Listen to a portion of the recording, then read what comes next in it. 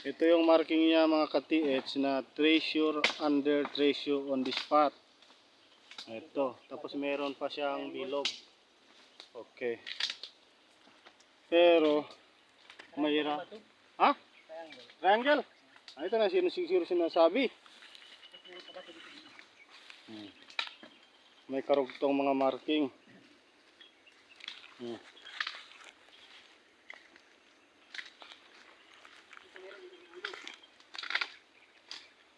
Triangle. Dito yung turo ng aming locator at saka reading.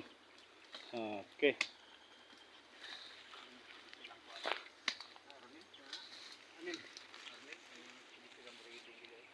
Pero meron na naghukay dito. Oh. Binasag nila ang bato.